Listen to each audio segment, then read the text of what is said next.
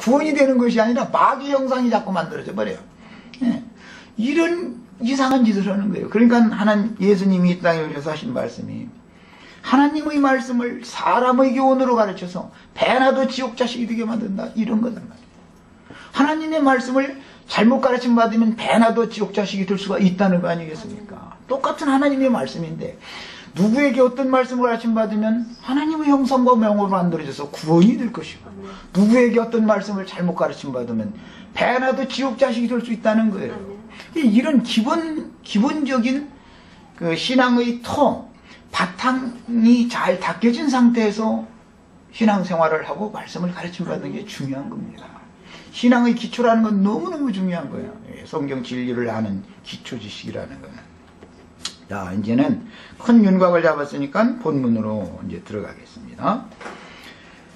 사울이 그 아들 요나단과 모든 신하에게 다윗을 죽이라고 말하였다. 그래서 이제 사울은 계속해서 다윗이 두렵습니다. 왜 그러냐면 하나님께서 다윗과 함께 하고 계신다는 것이 여러 번 그가 본인이 알 수 있도록 다윗을 해코지해서 죽이게 하려고 자기 딸도 사실은 주고 싶은 거 준 게 아니잖아요, 지금.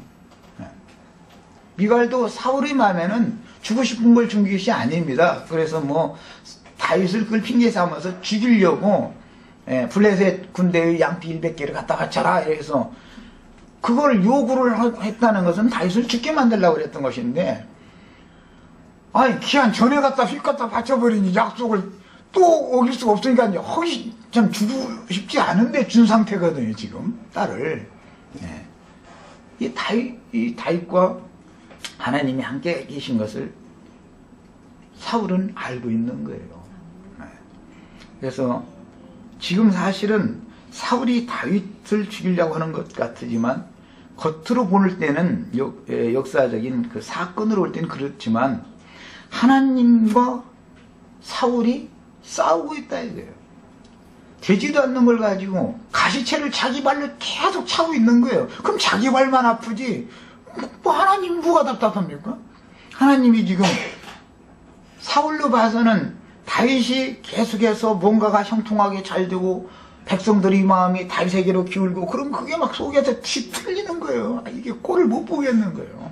자기의 그 왕권과 모든 권세보다 다윗이 백성들에게 영광을 더 받고 높임받고 괴물 받고 이러는 것은 사울로서는 자기는 왕인데 말이야. 이게 도대체 이게 못 견뎌나는 것이죠. 그런데 그 자체가 사단의 사자요 가시채다 이거예요. 그런 사울이 지금 마음속에 고통받는 거, 악신이 임했다라는 것이 신약의 용어로는 가시채로 짓밟으려는 거잖아요. 그게 가시채잖아요. 그게 막 속에서 견뎌나들 묻어는 거예요. 가시채라는 건 이제 찌르는 것인데 아프게 하는 건데 그게 뭐냐면 사람의 마음을 찌르는 거잖아요. 그래서 그 사람의 마음을 찌르는 것은 뭘 육에 속하고 세속적인 거 이런 것들을 사랑하는 마음이 있을 때 하나님이 그것을 들어주지 않으면 그것이 가시채가 되는 거예요. 가정에서도 뭐 쉽게 이제 좀 이해를 좀 시켜드리려고 그래요. 부부가 혼인을 해도 비슷비슷한 어떤 처지에서 혼인을 했으면은 서로가 등등하기 때문에 남편이 뭔가를 해도 아내가 상처를 받지 않습니다. 뭐 꿀릴 게 없으니까. 또 아내가 뭘 해도 남편이 상처를 받지 않아요. 어떤 사람들은 부부 사이로 지내면서도 부부 사이에도 서로가 상처를 주고받게 돼요. 왜 그러느냐? 한 사람이 월등 차이가 있고 한 사람이 월등 낮은 차이가 있으면 낮은 차이가 있는 사람은 자기 남편을 가령 이게 차이가 있다면 남편을 누군가가 뺏어갈 것 같은 불안 심리가 작용하게 마련이기 때문에 남편을 자꾸 붙잡으려고 그러는 거예요. 이미 자기 남편임에도 불구하고 그럼 남편은 이게 너무 피곤한 거예요. 그냥 남편은 자꾸 도망가는 거예요. 이제 점점 내가 잡으려고 그러면 도망가는 거예요. 이런 원리를 아셔야 됩니다. 등등해야 돼요. 그런 것을 또 이제 남편이든 아내든 말이야.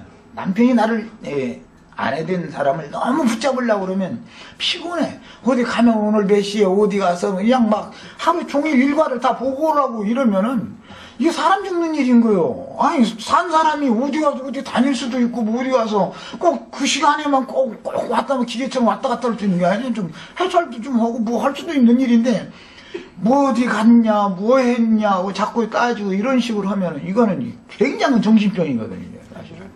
이런 건 이제 아내는 남편에게 더 가까이 가지는 것이 아니라 점점 자꾸 도망가게 되는 것이거든요. 자, 인생사가 이런 것처럼 돈도 마찬가지입니다. 돈 사랑하는 것이 이제 일만하게 뿌리가 돼가지고 스스로 자기 마음을 찌른다고 그러는 건데, 돈을 사랑하는 것이 그렇게 되는 거예요. 그런데 돈도 사람이 돈을 막 쫓아가. 그러면 돈은 자꾸 도망가는 거예요. 그냥 우습게 여겨버려. 아유, 내가 언제는 밥 굶었냐? 배불러서 못 먹었지. 내가 언제 헐벗었냐? 이래버리고 그냥 돈에 관해서는 관심을 안 가져버려. 그러면 돈이 쏠쏠다 꼭 필요한 만큼씩은 어디서 날라왔는지 붙어. 네. 이런 원리는 마찬가지다는 거예요. 오늘 이런 말씀을 통해서 이런 걸 배우셔야 됩니다. 사울이 다윗을 자꾸 미워하고 저를 죽여 없애지 않으면 불안한 거예요, 이게. 뭔가 막 자기를 뺏기는 것 같고. 다윗은 지금 뭐 사울의 왕좌를 뺏으려는 마음, 꿈에도 그런 마음이 없어요. 그냥 이미 사울을 통해서 하나님이 기름을 부었기 때문에 하나님께 모든 걸 맡기는 사람인 것이지, 내가 막 어떻게 쓸쓸을 부려서 우리 장인 저거 어떻게 해서 밀어내버리고 왕좌에 내가 앉아야지 하고 왕좌를 이렇게 막 떨어져 보고 말이야. 왕이 혹시 거기 자리 비면 거기 가서 한 번 이렇게 기도하고 거기 그러면 어때서 거기 가서 속으로 웃으면서 저기 내가 곧 앉겠지. 이제 이렇게 하는 그런 야심이 전혀 없거든요, 지금. 다윗은 관심이 없어요. 다윗이 왕좌에 대해서 관심을 안 갖고 있기 때문에 왕좌가 다윗에게 오는 거예요. 점점 지금. 사울은 자기 왕좌를 지키려고 막 붙들려고 그러니까 왕좌가 점점 다윗 쪽으로 가는 거예요. 이런 원리를 배워야 된다, 이게. 지금 내가 한 얘기 다, 인생사에서도 이거 다 아실 거예요. 예수를 믿으면 이 정도의 기초적인 성경을 아는 기초 지식은 있어야 구원이 될 거 아니겠습니까? 삶 가운데서. 인생사에서 이런 말씀을 통해서 적용을 잘 하셔서 나의 구원의 말씀이 되시길 바랍니다. 내가 뭔가를 쫓아가려고 하고 붙잡으려고 그러면 그건 도망가게 돼 있는 거다. 멀어지게 돼 있는 거예요. 거기에 관심을 갖지 않고 하나님 앞에서 성실하고 충성된 종으로 살면 하나님이 그걸 나에게 갖다 놓는 거예요. 이제 이것이 구원이에요. 사람이 자꾸 하나님을 향해서 찾아가려고 그러면 하나님은 점점 멀어지고, 하나님의 은혜를 누리면 하나님은 나에게 점점 가까이 오게 돼 있어요. 그럼 믿음이잖아요. 이런 원칙을 잘 배우시기를 바랍니다. 자, 그래서 이제 사울이 그 아들 요나단과 그 모든 신하에게 다윗을 죽이라고 이렇게 말을 했다는 것은, 이제는 은밀히 속으로만 미워하던 것이 아니라 이제 실행으로 옮긴다라는 말이잖아요. 이제 공개적으로 신하들한테 다윗을 죽여라 이렇게 이제 공개적으로 명령을 했으니까. 그런데 사울이 이렇게 말할 때는 신하들은 자기 편일 뿐 아니라 요나단이 자기 편이라고 분명하게 확신하고 있으니까 요나단에게 다윗 죽이라고 그랬겠죠.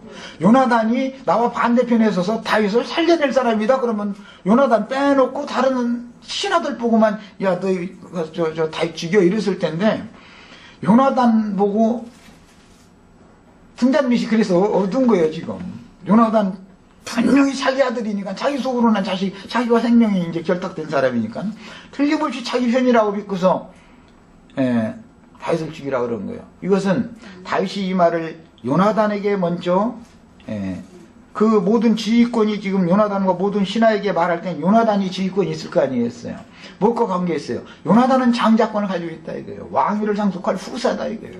그러니까 당연히 사울이 생각하는 것처럼 내가 죽으면 부왕의 대를 이어서 요나단이 왕위를 차지해야 되는데 다윗이라는 사람은 제거해야지 위험 요소가 있는 사람이다라고 자기와 똑같은 생각을 하리라고 지금 철두철